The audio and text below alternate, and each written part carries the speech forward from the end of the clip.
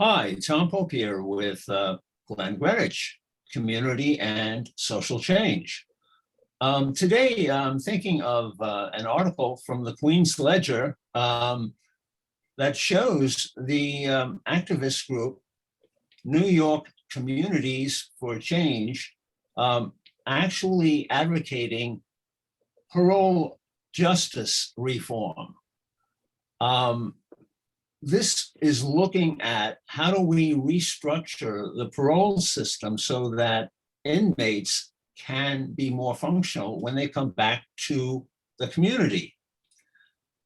But this leads us, I think, to a bigger question, which would be, how do we reform the prison system so that there is real rehab in the prison? So when the inmate comes out, he feels part of the community and is not a threat to the community. Well, I think you said the key thing, and that is the reform inside. I think that they're going to need to have some programs to deal with the trauma that's part of why they're there, be it drug, sexual abuse, and whatever caused them to be in jail, and the traumatic situation that being in jail is. All of that needs to be taken care of while they're still inside. In addition, you also want to look at what kind of skills training can you provide? What kind of maybe they need some additional reading skills. Maybe they need their not so much their GDG, but maybe they need some retraining. And so we need to be conscious of that and to provide them a skill set. Especially for the long-term folks that have been in there 10 plus years, they're coming out into a world that has changed so dramatically that it may be hard for them to even fit in. Now, when we talk about changes in prison, I think we have to focus on two areas. Now, number one, we do have interesting programs like art programs or programs that explore the real passion that people have when they're in prison, maybe that they've had through their life but haven't been able to express. An 18-year-old who flunks out of school. Why? Because maybe he has not been touched where he really would like to explore. How do we get that exploration process so that this person finds a place in society? We have art projects in prison that do this, and their success rate is actually remarkable.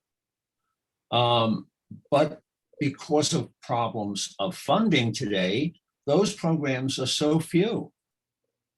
That's only one part, though. As all of this positive rehab is going on, the inmate is in a world that is constantly a threat to himself. We have gangs in prison because of turf battles between different rival factions and leaders in prison that almost set up the inmate for returning to the prison once he gets out. How do we destabilize that structure in jail to stop that from happening? I really think that the key is going to be providing them with some skills when they get out. I can't imagine. I've never been in that kind of a situation where you're in lockup and you've got the gangs and the different elements that you have to deal with when you're in a prison or a correctional facility for any length of time. The thing is being able to still provide some outlets. You talked about art. You talked about, you know, in this day of internet with videos and YouTube, there's a lot of training that's available via YouTube.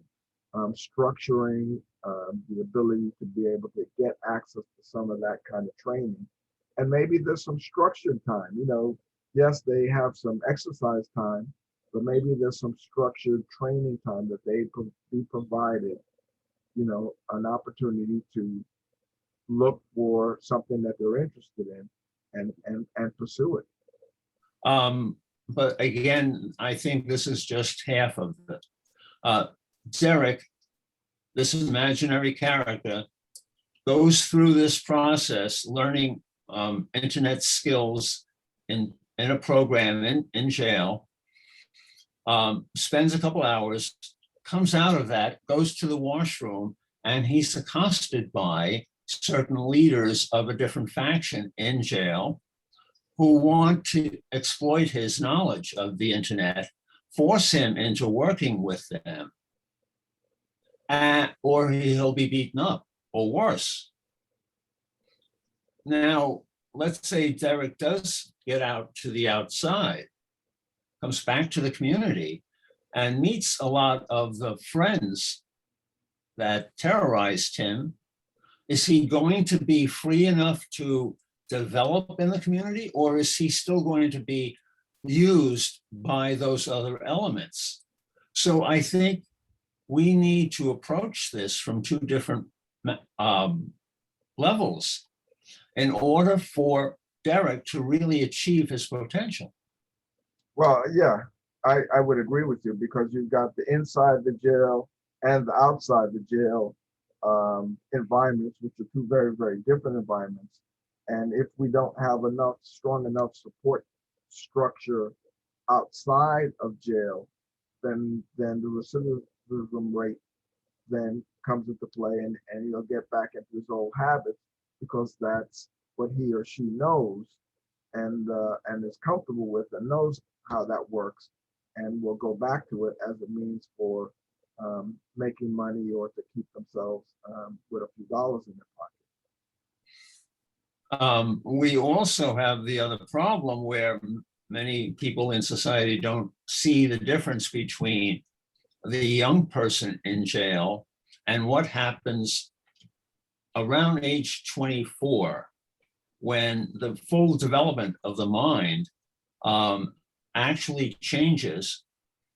We're dealing with a different type of mindset earlier. Psychologists tell us that there is a certain amount of violence at one level, but it disappears around age 24. But we don't seem to be putting that in play in any of our planning. Yeah, I would certainly agree with you on that, because from what I hear and what the programs that have been available, there's not a whole lot of that going on, I think. And you know, the correctional officers, you know, are stressed out, and I don't know that they are looking. They're looking just to survive and get through their shift, rather than creating an atmosphere or environment. And as you said, the gangs are another element that anybody would have to deal with. So you've got external forces that are pushing against you, and there are some people who have been able to survive, to come out and reacclimate themselves to a life that doesn't include crime. I think one other social responsibility, we do not want to have another terror threat by a former inmate. We already have too many drive-by shootings that are hurting people. However,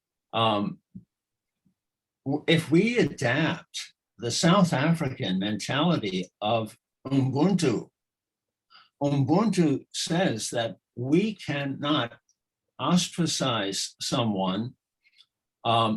We have to integrate them into our community because they are part of us. Right. How do we get to that point, though, is the big question. We have people in the community who don't want anything to do with a former inmate because of the threat.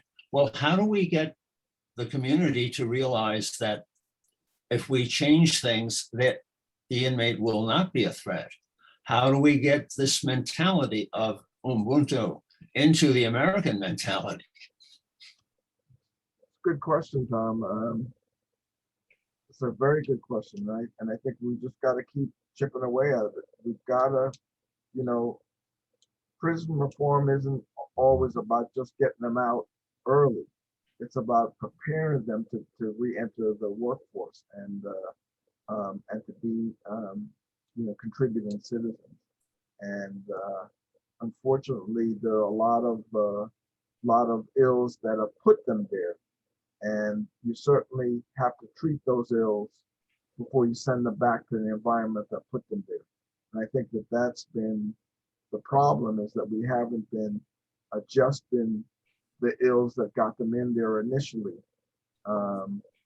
when we release them into society without having an impact on those ills. Well, if you enjoy what you've been seeing, get in touch with us on our Facebook page, Community and Social Change.